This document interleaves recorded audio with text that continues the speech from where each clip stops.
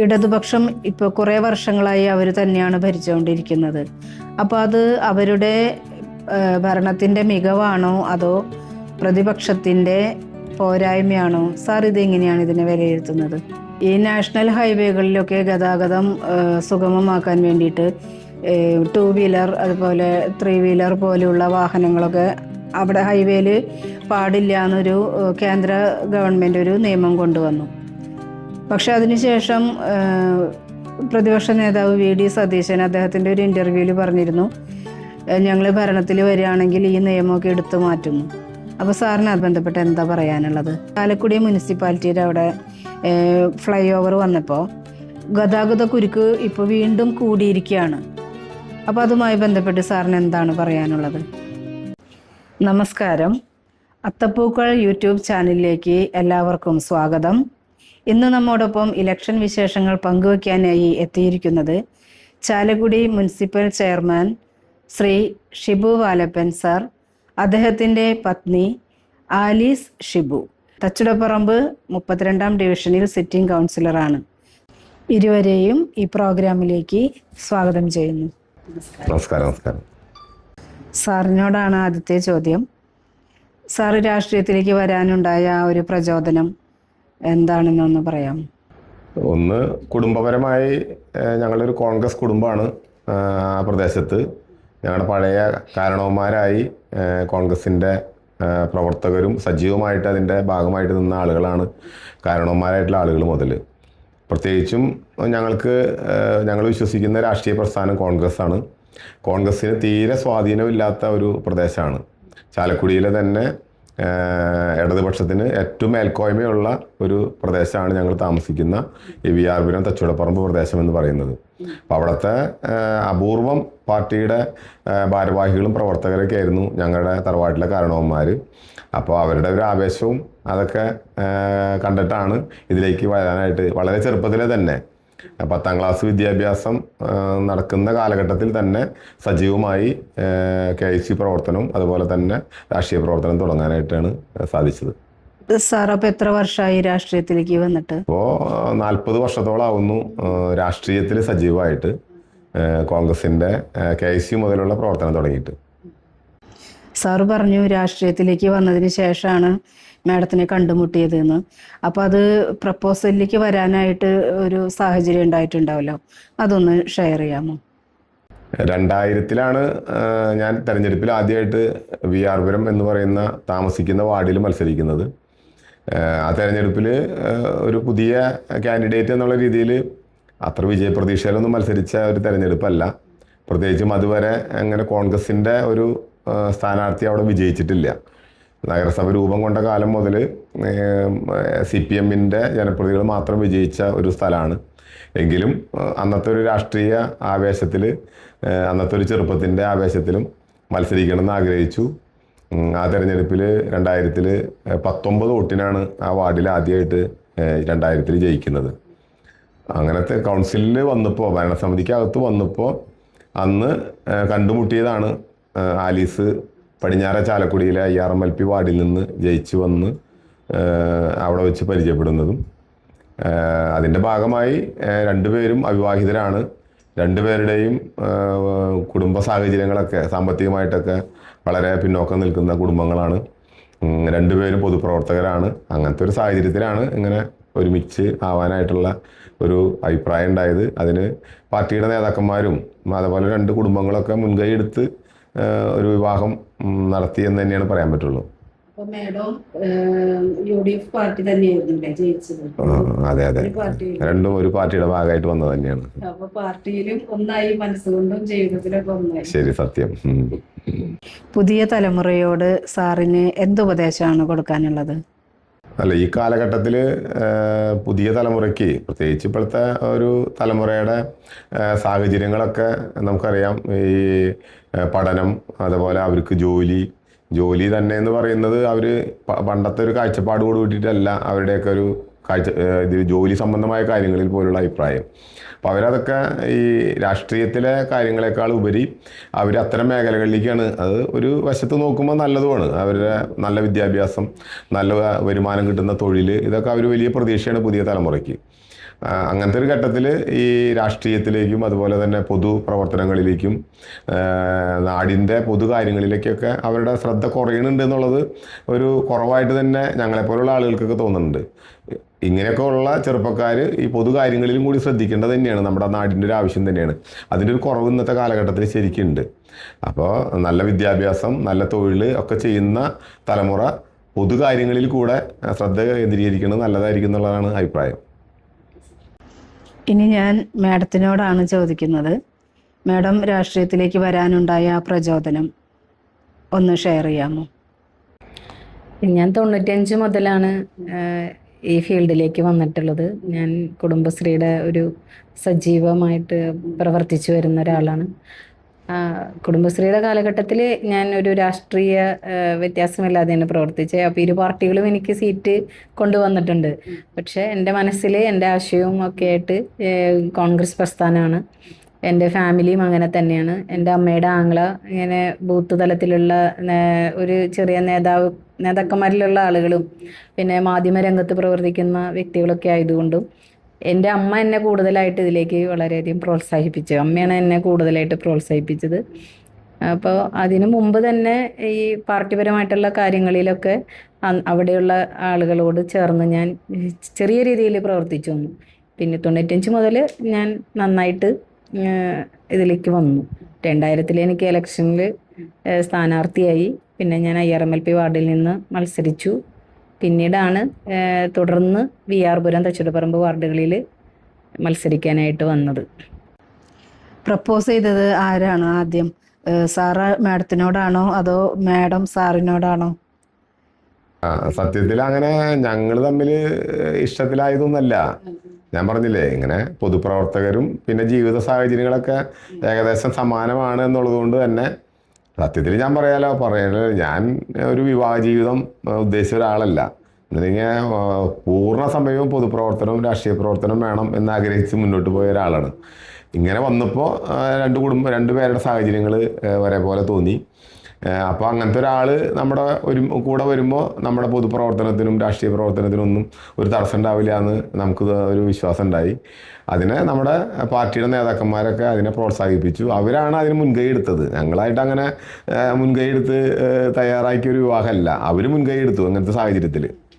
ഈ രാഷ്ട്രീയ ജീവിതം കുടുംബ ജീവിതത്തിലേക്ക് എപ്പോഴെങ്കിലും കടന്നു വരാറുണ്ടോ? പിന്നെ തീർച്ചയായിട്ടും അത് ഞങ്ങളുടെ ജീവിതത്തിൻ്റെ ഏറിയ സമയവും ഈ പൊതുകാര്യങ്ങളിലാണ്. ഇത് വീട്ടിലെ കാര്യങ്ങളില്ല എന്നല്ല, എങ്കിലും ഏറിയ സമയവും ആളുകളുടെ ആവശ്യങ്ങൾ. ഞങ്ങൾ പ്രതിദാനം ചെയ്യുന്ന 2 വാർഡുകൾ എന്ന് പറയുന്നത് ചാലക്കുടി നഗരസഭയിലെ ഏറ്റവും വലിയ പട്ടികജാതി കോളനിയാണ്. ഏറ്റവും പിന്നോക്കം നിൽക്കുന്ന ഒരു മേഖലയാണ് ഈ പറഞ്ഞ 2. അപ്പോൾ അവിടുത്തെ ആളുകളുടെ പ്രശ്നങ്ങൾ അറിയാലോ. മറ്റൊരു ടൗൺ വാർഡുകളിലെ ആളുകളുടെ ആവശ്യങ്ങളും അവിടുത്തെ കാര്യങ്ങളെല്ലാം ഒരു ഇത്തരത്തിലുള്ളൊരു സ്ഥലത്തെ ആവശ്യങ്ങൾ പറയുന്നത്. എല്ലാവരും വിവിധങ്ങളായിട്ടുള്ള പ്രശ്നങ്ങൾ നേരിടുന്ന ആളുകളാണ്. അത് സാമ്പത്തികം ഉണ്ടാവും, അല്ലാത്ത രീതിയിലുള്ള കുടുംബ പ്രശ്നങ്ങളുണ്ടാവും, ഒക്കെ ഉണ്ട്. അപ്പോൾ നിരന്തരമായി അവരുടെ കാര്യങ്ങൾ സ്വാഭാവികമായി നമ്മുടെ അടുത്ത് വരും. ഒരു കുടുംബാംഗങ്ങളെ പോലെ തന്നെയാണ് സത്യത്തിൽ ഇതുവരെ അവരോട് പെരുമാറിയിട്ടുള്ളതും അടുത്തിട്ടുള്ളതും. അപ്പോൾ അവരുടെ പ്രശ്നങ്ങളൊക്കെ തന്നെയാണ് ഞങ്ങളുടെ സ്വന്തം പ്രശ്നം പോലെ ഏറ്റവും കൂടുതൽ സമയം ചർച്ച ചെയ്തിട്ടുണ്ടാവുക. സാറിൻ്റെ 25-30 വർഷ ഭരണകാലത്തിലെ സാറിന് ഒരുപാട് നേട്ടങ്ങൾ ഉണ്ടായിട്ടുണ്ടാവുമല്ലോ. അപ്പോൾ അതിൽ പെട്ടെന്ന് മനസ്സിലേക്ക് ഓടി വരുന്ന കുറച്ച് കാര്യങ്ങളൊന്ന് ഷെയർ ചെയ്യാമോ? അല്ല, ഞാൻ പറഞ്ഞ പോലെ ഏറ്റവും വലിയൊരു കോളനി എന്നുള്ള രീതിയിൽ അവിടുത്തെ അടിസ്ഥാന ആവശ്യങ്ങൾ പലപ്പോഴും ഏറ്റവും കുറഞ്ഞ ഒരു മേഖലയാണ് അത്. ആളുകൾക്ക് ഏറ്റവും അത്യാവശ്യം വേണ്ട വീടാവട്ടെ, ഒരു കുടിവെള്ളം ആവട്ടെ, വൈദ്യുതി ആവട്ടെ, അത്തരത്തിലുള്ള അടിസ്ഥാന ആവശ്യങ്ങളൊക്കെ ഏറ്റവും കുറഞ്ഞൊരു സ്ഥലമാണ് നമ്മൾ ഈ കോളനി. ഇപ്പോൾ കോളനി എന്ന വാക്ക് പറയാൻ പാടില്ല, ഉന്നതി എന്നാണ് നമ്മൾ പറയാം. അപ്പോൾ അങ്ങനത്തെ ഒരു സ്ഥലമാണ്. അപ്പോൾ എനിക്ക് തോന്നുന്നു അത് വലിയൊരു അഭിമാനത്തോടുകൂടി തന്നെ പറയാണ്. ഈ കഴിഞ്ഞ 4 നൂറ്റാണ്ട് കാലത്തെ ആ പ്രദേശത്തിൻ്റെ ഒരു നേട്ടം ഒരു പക്ഷേ അഭൂതപൂർവമായിട്ടുള്ളൊരു നേട്ടം തന്നെയാണ്. അത് എല്ലാ അർത്ഥത്തിലും എല്ലാവരുടെ സഹായം ഉണ്ടായിട്ടുണ്ട്. വ്യക്തിപരമായി ഞങ്ങളുടെ മാത്രം ഒരു ഇതുകൊണ്ടൊന്നല്ല. വിവിധ ഭരണസമിതികൾ മാറി മാറി വന്ന കാലഘട്ടത്തിലും രാഷ്ട്രീയത്തിന് അതീതമായി മാറി മാറി വന്ന കാലഘട്ടത്തിലും വിവിധ കാലഘട്ടങ്ങളിലെ MP-മാരും MLA-മാരും സർക്കാരിൻ്റെ വിവിധ പദ്ധതികളും ഒക്കെ അത് പരമാവധി കൊണ്ടുവരാനായിട്ട് നമ്മൾ മുൻകൈ എടുക്കുകയും ശ്രമിക്കുകയും ചെയ്തിട്ടുണ്ട്. അപ്പോൾ ചാലക്കുടിയിൽ എനിക്ക് തോന്നുന്നു ഒരു സാധാരണ ഒരു മനുഷ്യന് അത്യാവശ്യമുള്ള എല്ലാ പൊതു കാര്യങ്ങളും വന്ന ഒരു സ്ഥലമാണ്. അവിടെ ആളുകൾക്ക് ഒത്തുകൂടാനുള്ള സാംസ്കാരിക നിലയവും ഹാളും ഹെൽത്ത് സെൻ്ററും അതുപോലെ തന്നെ എല്ലാ തൊഴിൽ കേന്ദ്രവും തുടങ്ങിയിട്ടുള്ള എല്ലാ അവിടുത്തെ ഒരു ചാലക്കുടി പട്ടണത്തിന് പുറത്തുള്ള ഏക സർക്കാർ ഹയർ സെക്കൻഡറി സ്കൂൾ നിലനിൽക്കുന്നത് ഈ നമ്മൾ പലപ്പോഴും അങ്ങനത്തെ ഒരു സ്ഥലത്ത് അതുണ്ടോ എന്ന് അത്ഭുതപ്പെടും. ഒരു ഹയർ സെക്കൻഡറി സ്കൂൾ നിലനിൽക്കുന്നത് ആ പ്രദേശത്താണ്. ഒരു സർക്കാർ IT നിലനിൽക്കുന്നത് ആ പ്രദേശത്താണ്. ചാലക്കുടിയിൽ അർബൻ കുടുംബാരോഗ്യ കേന്ദ്രം നിലനിൽക്കുന്നത് അവിടെയാണ്. ആയുർവേദ ഡിസ്പെൻസറി പ്രവർത്തിക്കുന്നത് ഞങ്ങളുടെ വാർഡിനോട് ചേർന്നാണ്. അങ്ങനെ ഏറ്റവും പ്രധാനപ്പെട്ട എല്ലാ സ്ഥാപനങ്ങളും വന്ന ഒരു ഇടമാണ് ഈ ഒരു കാലഘട്ടത്തിനുള്ളിൽ. അപ്പോൾ അതൊക്കെ തന്നെയാണ് ഏറ്റവും വലിയൊരു നാടിൻ്റെ നേട്ടവും വലിയ സന്തോഷവും. ഫാമിലി ഒന്ന് പരിചയപ്പെടുത്തോ? മക്കൾ എന്ത് ചെയ്യുന്നു? മക്കള് ഞങ്ങൾക്ക് 2 പേരാണ്. മൂത്ത മകൾ സോണിയ ഇപ്പോൾ LLB വിദ്യാഭ്യാസം പൂർത്തീകരിച്ച് എക്സാമിൻ്റെ സമയമാണ്. മകൻ രാജീവ് ഇപ്പോൾ ഡിഗ്രി കഴിഞ്ഞു. ഇപ്പോൾ PGക്ക് ശ്രീശങ്കര കോളേജിൽ പഠിക്കുന്നു. അവിടുത്തെ കോളേജ് യൂണിയൻ ചെയർമാനാണ്. രാഷ്ട്രീയപരമായി സാറിന് ഇപ്പോൾ ഒരുപാട് വിഷൻ ഉണ്ടാവും, ഒരുപാട് ഡ്രീംസ് ഉണ്ടായിരിക്കും. അതൊന്ന് ഷെയർ ചെയ്യാമോ? ചാലക്കുടിയിലെ ഏറ്റവും പ്രധാനപ്പെട്ട പൊതു കാര്യങ്ങളൊക്കെ ഈ കഴിഞ്ഞ 2-3 ടേമുകളിൽ നഗരസഭ രൂപം കൊണ്ട കാലം മുതൽ ആഗ്രഹിക്കുന്നതാണ് ചാലക്കുടിയുടെ ഒരു ടൗൺ ഹാള്. 55 വർഷമായി നഗരസഭയുടെ ആദ്യത്തെ ബഡ്ജറ്റ് മുതലുള്ളതാണ് ഒരു ടൗൺ ഹാള് യാഥാർത്ഥ്യമാക്കണം എന്നുള്ളത്. അത് ഈ ഭരണസമിതിയുടെ കാലഘട്ടത്തിലാണ് ചാലക്കുടിക്കാർക്ക് ആദ്യമായിട്ട് രാജീവ് ഗാന്ധിയുടെ നാമധേയത്തിലുള്ള ഏകദേശം 12 കോടി രൂപയോളം ചെലവഴിച്ചൊരു ടൗൺ ഹാൾ പൂർത്തീകരിച്ച് തുറന്നു കൊടുത്തത് ഈ കാലഘട്ടത്തിലാണ്. 55 കൊല്ലത്തിന് ശേഷമാണ് നഗരസഭ ആദ്യമായിട്ടൊരു സമ്പൂർണ്ണ മാസ്റ്റർ പ്ലാൻ തയ്യാറാക്കി സർക്കാരിൻ്റെ അനുമതിയോടുകൂടി പബ്ലിഷ് ചെയ്തത് ഈ കാലഘട്ടത്തിലാണ്. അതുപോലെ നമുക്കറിയാം ചാലക്കുടിയുടെ അഭിമാനമാണ് കലാഭവൻ മണി. അദ്ദേഹത്തിൻ്റെ നാമധേയത്തിലുള്ള ഒരു പാർക്ക് പട്ടണത്തിൻ്റെ ഹൃദയത്തിൽ തന്നെ കഴിഞ്ഞ ഭരണസമിതിയുടെ കാലഘട്ടത്തിലാണ് അതിൻ്റെ നിർമ്മാണ പ്രവർത്തനങ്ങളൊക്കെ തുടങ്ങിയതെങ്കിലും ഈ കാലഘട്ടത്തിൽ ആ പാർക്ക് പൊതുസമൂഹത്തിന് വേണ്ടി തുറന്നു കൊടുത്തൊരു കാലഘട്ടമാണ്. അതുപോലെ തന്നെ കോവിഡ് കാലത്താണ് നമ്മുടെ ഈ ഒരു ഭരണസമിതിയുടെ തുടക്കം എന്ന് പറയുന്നത്. വലിയ ആശങ്കയുള്ളൊരു കാലഘട്ടത്തിൽ അതിൻ്റെ ആരംഭകാലം ഒരു പക്ഷേ വലിയ രീതിയിൽ ആ കോവിഡ് കാലത്ത് ചാലക്കുടിയിലെ ഒരു വലിയ കൂട്ടായ്മ ആളുകളുടെ പ്രശ്നങ്ങളും ദുരിതങ്ങളൊക്കെ പരിഹരിക്കുന്നതിന് വേണ്ടി മുന്നോട്ട് വന്നൊരു കാലഘട്ടമാണ്. അത് ഈ ഭരണസമിതിയെ സംബന്ധിച്ചിടത്തോളം ഒരു അഭിമാനമാണ്. എന്ത് ചെയ്യാൻ കഴിഞ്ഞു എന്ന് ചോദിച്ചാൽ അതിൻ്റെ മാക്സിമം ചെയ്തൊരു കാലഘട്ടമാണ്. ആ ചാലക്കുടിയിലെ താലൂക്ക് ആശുപത്രിയായിരുന്നു തൃശ്ശൂർ ജില്ലയിലെ ഏക കോവിഡ് ഹോസ്പിറ്റൽ. കേരളത്തിൽ ആദ്യമായിട്ട് ഒരു താലൂക്ക് ആശുപത്രിയിൽ ഒരു ഓക്സിജൻ പ്ലാന്റ് വരുന്നത് ഈ ചാലക്കുടി താലൂക്ക് ആശുപത്രിയിലാണ്. മെഡിക്കൽ കോളേജിൽ മാത്രമാണ് ഓക്സിജൻ പ്ലാന്റ് ഉണ്ടായിരുന്നുള്ളൂ. ഒരു RT-PCR മെഷീൻ സംസ്ഥാനത്ത് ആദ്യമായിട്ട് ഒരു താലൂക്ക് ആശുപത്രിയിൽ വന്നത് ഇവിടെയാണ്. 7 വെന്റിലേറ്ററുകളാണ് ആ കാലഘട്ടത്തിൽ വിവിധ സ്ഥാപനങ്ങൾ, ഞാൻ പറഞ്ഞത് ഇത് ഒന്നും സർക്കാർ തന്നതല്ല, ഇതെല്ലാം സ്പോൺസർ ചെയ്താണ്. ഏകദേശം 2 കോടി രൂപയുടെയാണ് ഓക്സിജൻ പ്ലാന്റ്, ഏകദേശം 48 ലക്ഷം രൂപയുടെയാണ് RT-PCR മെഷീൻ. ഓരോ വെന്റിലേറ്ററിന് 7 ലക്ഷം രൂപയാണ്. അങ്ങനത്തെ 7 വെന്റിലേറ്ററുകളാണ് ആ കാലഘട്ടത്തിൽ നമ്മുടെ താലൂക്ക് ആശുപത്രിയിൽ വന്നത്. അങ്ങനെ ഒരുപാട് നമുക്ക് കോവിഡ് കാലത്തെ ആളുകൾക്ക് മാക്സിമം എന്ത് ചെയ്യാൻ കഴിയുമെന്നുള്ള മാക്സിമം ചെയ്ത ഒരു സ്ഥലമാണ് ചാലക്കുടി. അതാണ് ഈ ഭരണസമിതിയുടെ തുടക്കം എന്ന് പറയുന്നത്. അപ്പം അതിനുശേഷം എനിക്ക് തോന്നുന്നു ഒരു 3 ഹെൽത്ത് ആൻഡ് വെൽനസ് സെൻ്ററുകൾ ഒരേ സമയം നഗരസഭയുടെ വിവിധ പ്രദേശങ്ങളിൽ നമുക്ക് തുടക്കം കുറിക്കാൻ, അതും സംസ്ഥാനത്ത് ഒരു നഗരസഭയിൽ വന്നത് ആദ്യമായിട്ട് ചാലക്കുടിയിൽ 3 സ്ഥലത്ത് 3 ഹെൽത്ത് ആൻഡ് വെൽനസ് സെൻ്ററുകൾ ആരംഭിച്ചത് ചാലക്കുടിയിലാണ്. നഗരസഭയുടെ സുവർണ്ണ ജൂബിലി കാലഘട്ടമായിരുന്നു, 50 വർഷം പൂർത്തീകരിച്ച ഒരു കാലഘട്ടമായിരുന്നു ഈ ഭരണസമിതിയുടെ. അതിൻ്റെ ഭാഗമായിട്ട് നമ്മൾ 50 കുടുംബങ്ങൾക്ക് സർക്കാരിൻ്റെയോ മുനിസിപ്പാലിറ്റിയുടെ ഒന്നും ഫണ്ട് ഉപയോഗിക്കാതെ അവർക്ക് സ്വന്തമായിട്ടുള്ള ഭൂമി, സ്വന്തമായിട്ടുള്ള വീട് ആളുകളുടെ സ്പോൺസർഷിപ്പിലൂടെയാണ് അതിന് തുടക്കം കുറിച്ചത്. ഏകദേശം 1.25 ഏക്കർ ഭൂമി സ്വന്തമായിട്ട് നമ്മൾ സൗജന്യമായിട്ട് ആളുകളിൽ നിന്ന് ലഭ്യമാക്കി. 5 വീടുകളുടെ നിർമ്മാണം പൂർത്തീകരിച്ച് 5 വീടുകൾ കൊടുത്തു. അതിനുശേഷം വീടുകളുടെ നിർമ്മാണ പ്രവർത്തനങ്ങൾ ഇപ്പോൾ നമ്മൾ തുടങ്ങി വെച്ചിരിക്കുക. അങ്ങനെ നമ്മൾ സുവർണ്ണ ജൂബിലിയുടെ സ്മാരകമായിട്ട് തന്നെ നമ്മൾ ഒരു സുവർണ്ണ ജൂബിലി അനക്സ് നഗരസഭ ഓഫീസിൽ ബഹുമാനപ്പെട്ട MLAയുടെ സഹായത്തോടു കൂടി 1.5 കോടി രൂപ ചെലവിൽ നമ്മൾ നിർമ്മാണം പൂർത്തീകരിച്ചു. നിർധനരായ 50 രോഗികൾക്ക് ഈ സുവർണ്ണ ജൂബിലി വർഷത്തിൽ നമ്മൾ വലിയ രീതിയിലുള്ള സഹായം, ചികിത്സ, അവരുടെ തുടർ ചികിത്സാ ചെലവുകൾക്ക് വേണ്ടി നമുക്ക് കൊടുക്കാനായിട്ട് നമുക്ക് സാധ്യമായി. അപ്പോൾ ഞാൻ പ്രധാനപ്പെട്ട ചില കാര്യങ്ങൾ സൂചിപ്പിച്ചു എന്ന് മാത്രം. അപ്പോൾ ഇത് ചാലക്കുടിയിലെ ഈ കാലഘട്ടത്തിൽ കുറേ കാലങ്ങളായിട്ട് ആഗ്രഹിച്ച ഒരുപാട് കാര്യങ്ങൾ ചെയ്ത ഒരു കാലഘട്ടമാണ്. ഇതൊന്നും പൂർത്തിയായി എന്ന് നമുക്ക് അവകാശപ്പെടാനൊന്നുമില്ല. ഇനി ഇതിൻ്റെ തുടർച്ച നമുക്ക് ഒരുപാട് ചെയ്യാനുണ്ട്. ചാലക്കുടി മാർക്കറ്റിൻ്റെ വലിയ രീതിയിലുള്ള ഒരു വികസനം. ചാലക്കുടിയിലെ മാർക്കറ്റ് എന്ന് പറയുന്നത് കലാഭവൻ മണി ഇവിടെ പാട്ടിൽ പറയുന്ന പോലെ ഏറ്റവും പ്രശസ്തമായിട്ടുള്ളൊരു മാർക്കറ്റാണ്. അതിന് ഒരുപാട് വികസിക്കാനുണ്ട്. അതിൻ്റെ ആരംഭം എന്നുള്ള രീതിയിൽ ഒരു പുതിയ മാർക്കറ്റിൻ്റെ 3 കോടി രൂപയുടെ നിർമ്മാണം ഇപ്പോൾ നടന്നുകൊണ്ടിരിക്കുന്നുണ്ട്.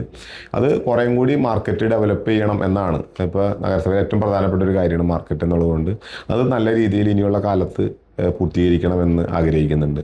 അതുപോലെ തന്നെ പട്ടണത്തിൻ്റെ തിരക്ക് വളരെയധികം കൂടിയൊരു കാലഘട്ടമാണ്. അതിൻ്റെ ഭാഗമായി വലിയ ഗതാഗതക്കുരുക്കും ചാലക്കുടിയിലുണ്ട്. ഒരു ഗതാഗതക്കുരുക്ക് ടൗണിലെ പരമാവധി കുറയ്ക്കാൻ ആവശ്യമായിട്ടുള്ള ഒരു ക്രമീകരണം എത്രയും വേഗം തന്നെ നമുക്കുണ്ട്. അതിന് ഒരു ചെറിയ തുടക്കം നമ്മളിപ്പോൾ വെച്ചിട്ടുണ്ട്. ഒരു ബൈപ്പാസ് റോഡിൻ്റെ നിർമ്മാണം ഇപ്പോൾ നമ്മൾ തുടങ്ങി വെച്ചിട്ടുണ്ട്. അത് എത്രയും വേഗം പൂർത്തീകരിച്ചാൽ പട്ടണത്തിൻ്റെ ഒരു വലിയ ഗതാഗതക്കുരുക്ക് നമുക്ക് ഒഴിവാക്കാനായിട്ട് സാധിക്കും. അത് ഇനിയുള്ള കാലഘട്ടത്തിൽ പൂർത്തീകരിക്കണം. അങ്ങനെയുള്ള കുറച്ച് കാര്യങ്ങളാണ് ഇനി ഏറ്റവും വേഗത്തിൽ നമുക്ക് പൂർത്തീകരിക്കാനുള്ളത്. അതൊക്കെ എന്തായാലും ഈ ഭരണസമിതിക്ക് ഒരു തുടർച്ചയുണ്ടാകുമെന്ന് തന്നെയാണ് ഞങ്ങളുടെ പൂർണ്ണമായിട്ടുള്ളൊരു വിശ്വാസം.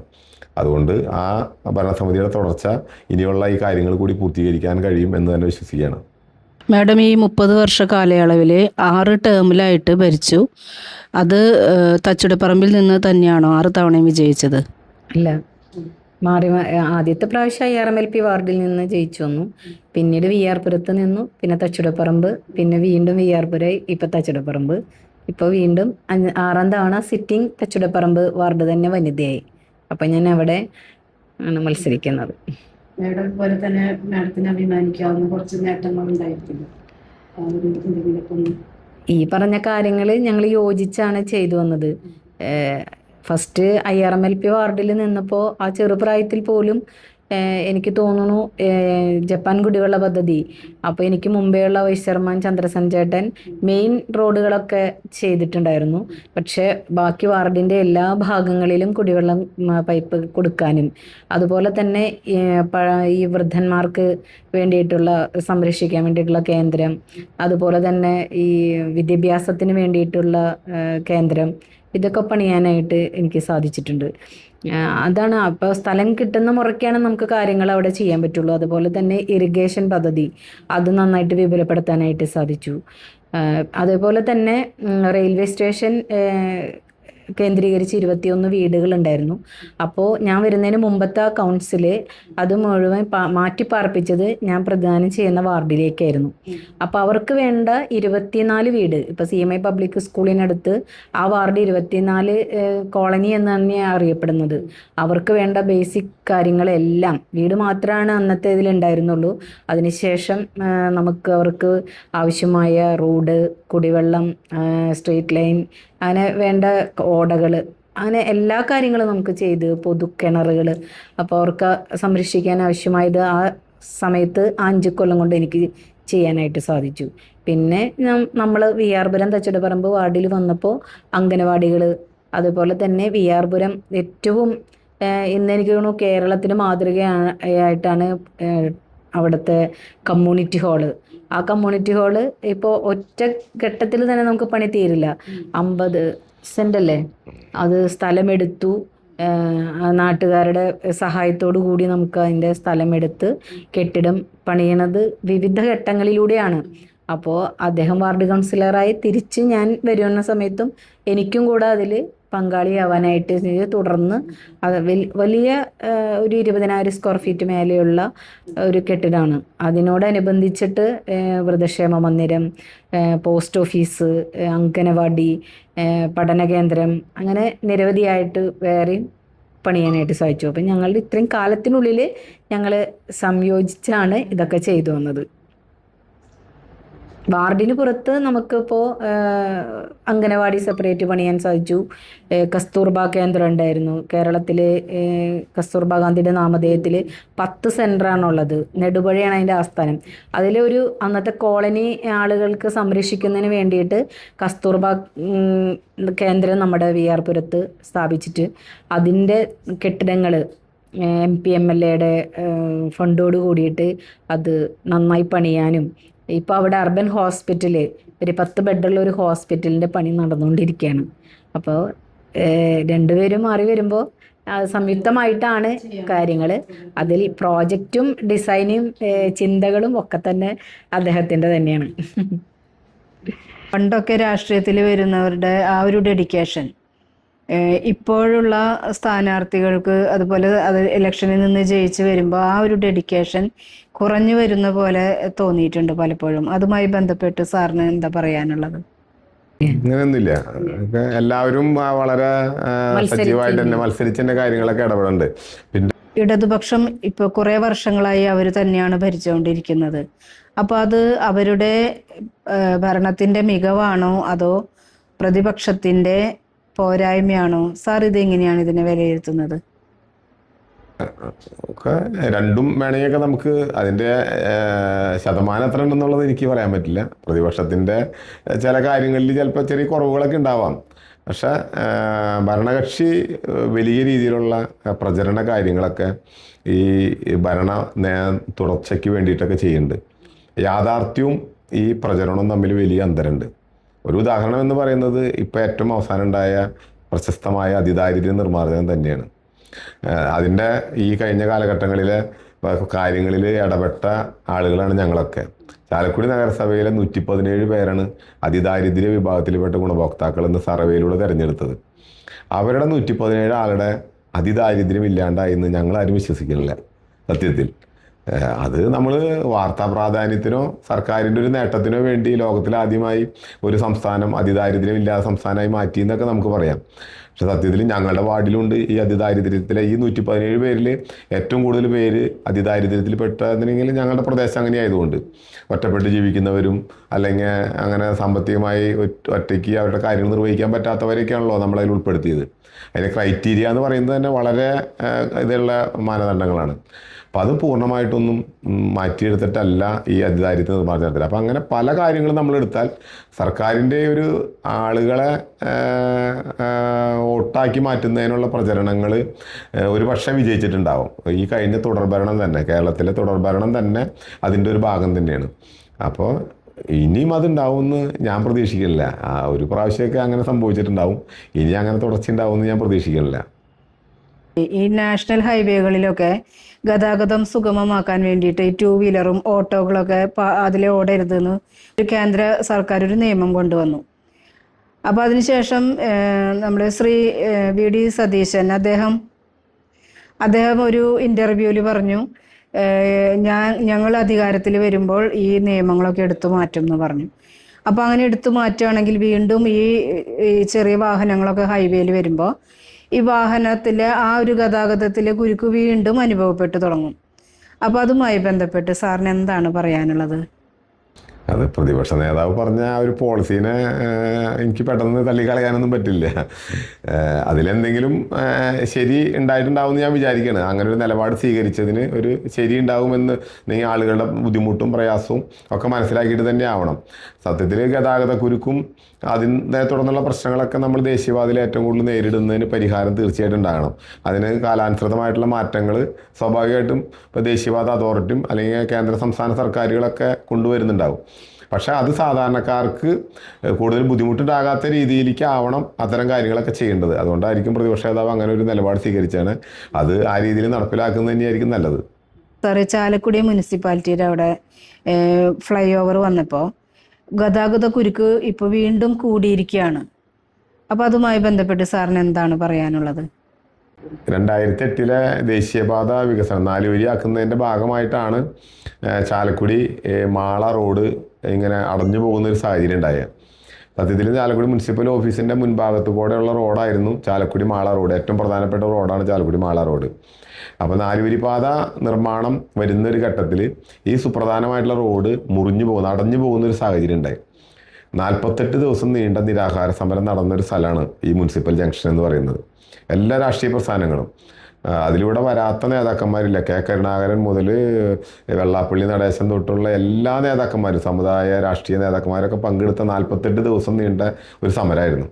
അതിൻ്റെ ഭാഗമായിട്ടാണ് NHAയും ദേശീയപാത അതോറിറ്റിയും അതുപോലെ കേന്ദ്ര ഗവൺമെൻറ്റും ഒക്കെ ഈ മുനിസിപ്പൽ ജംഗ്ഷനിൽ തന്നെ മറ്റൊരു സംവിധാനം, ആളുകൾ കടന്നു പോകുന്നതിനൊരു സംവിധാനം ഒരുക്കാമെന്നുള്ളൊരു തീരുമാനം ഉണ്ടായിരുന്നു. പക്ഷെ അതിനെതിരെ ആ മുനിസിപ്പൽ ജംഗ്ഷനിൽ തന്നെ ഒരു അണ്ടർ പാസേജ് നിർമ്മിക്കാമെന്നുള്ള ഒരു തീരുമാനത്തിനെതിരെ പിന്നീട് ഇടതുപക്ഷം നിലപാട് സ്വീകരിച്ചു.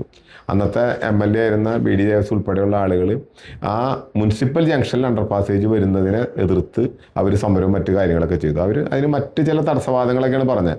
അവിടെ അണ്ടർ പാസേജ് വന്നാലുണ്ടാകുന്ന മറ്റ് ചില ബുദ്ധിമുട്ടുകളൊക്കെ അവർ പറഞ്ഞു.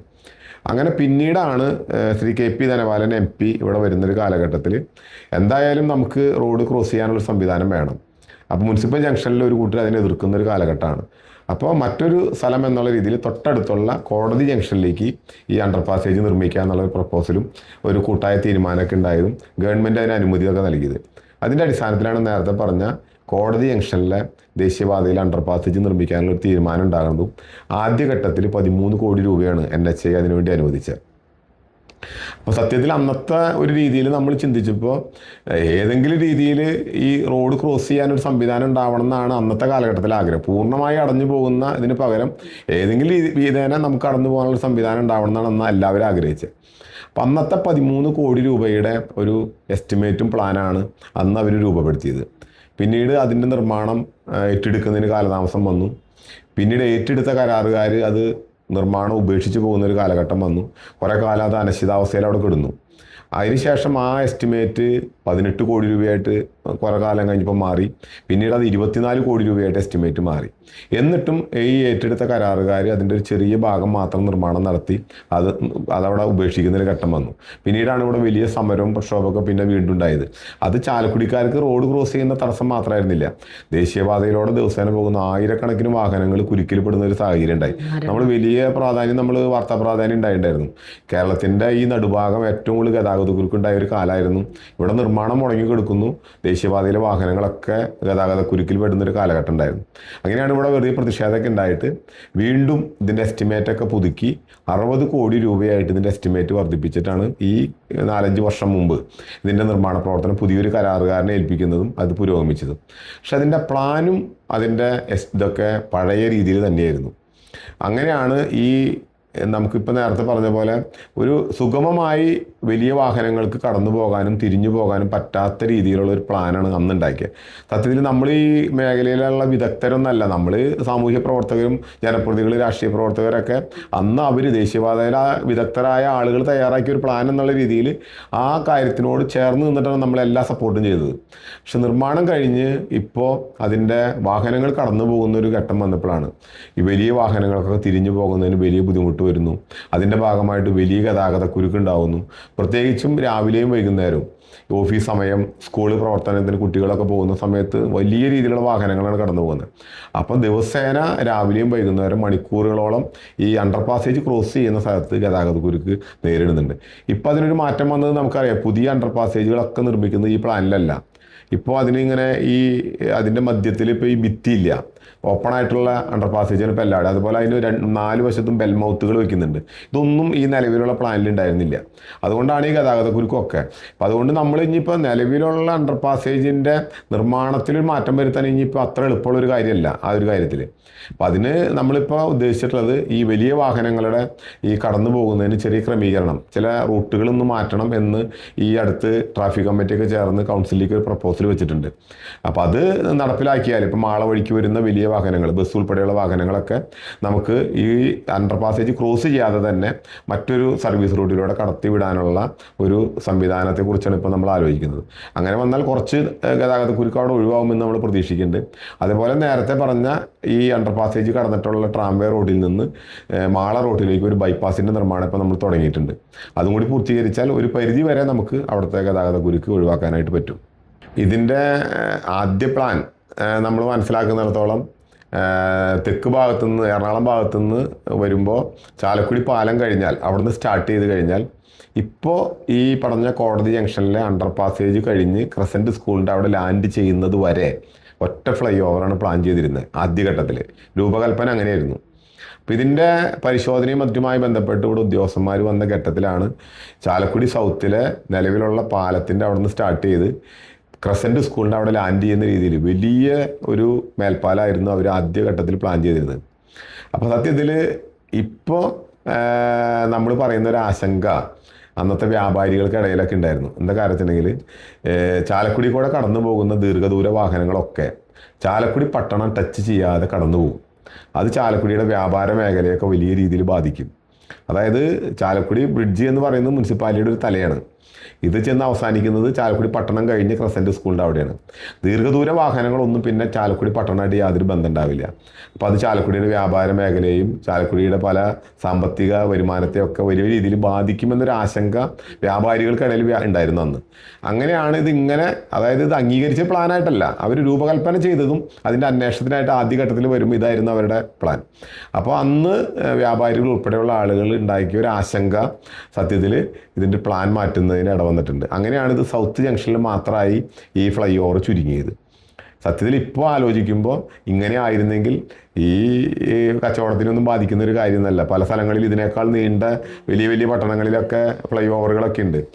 നമുക്ക് സുഗമമായി ഇതിൻ്റെ താഴെയുള്ള ഏരിയ മുഴുവൻ നമുക്ക് ഉപയോഗിക്കാം, പാർക്കിങ്ങിന് ഉപയോഗിക്കാം, സുഗമമായി വിവിധ റോഡുകൾ ക്രോസ് ചെയ്ത് നമുക്ക് കടന്നു പോകാൻ പറ്റും.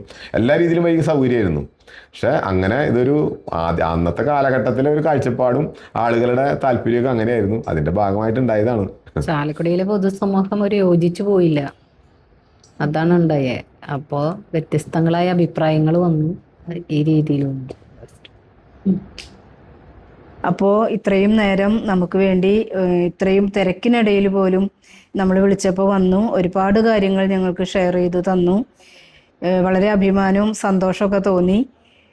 ഇത്രയും നല്ല 25-40 വർഷത്തെ എക്സ്പീരിയൻസോട് കൂടി രണ്ടുപേർക്കും ഒരുപാട് കാര്യങ്ങൾ ചാലക്കുടിയുടെ പുരോഗമനത്തെക്കുറിച്ച് ഒരുപാട് നേട്ടങ്ങളുണ്ടായി, ഇതൊക്കെ ഷെയർ ചെയ്തു തന്നു. ഞങ്ങൾക്ക് വളരെ സന്തോഷം. ഈ തിരക്കിനിടയിലും ഞങ്ങൾക്ക് വേണ്ടി ഈ സമയം അനുവദിച്ചു തന്ന രണ്ടു പേർക്കും പ്രത്യേകം ഹൃദയത്തിൻ്റെ ഭാഷയിൽ നന്ദി പറഞ്ഞുകൊണ്ട് രണ്ടുപേരും ഇത്തവണത്തെ ഇലക്ഷനിൽ വൻ ഭൂരിപക്ഷത്തോടു കൂടി തന്നെ വിജയിക്കണമെന്ന് ഈശ്വരനോട് പ്രാർത്ഥിച്ചുകൊണ്ടും നിർത്തുന്നു. Thank you. നന്ദി, നമസ്കാരം. ഞങ്ങൾക്ക് വലിയ സന്തോഷമുണ്ട് ഈ ഇത്രയും ദീർഘമായി ഇങ്ങനെ ഒരു കാര്യങ്ങൾ സംസാരിക്കാനുള്ളൊരു അവസരം ഉണ്ടാക്കി തന്നതിന് പ്രത്യേകമായിട്ട് നന്ദി പറയുന്നു.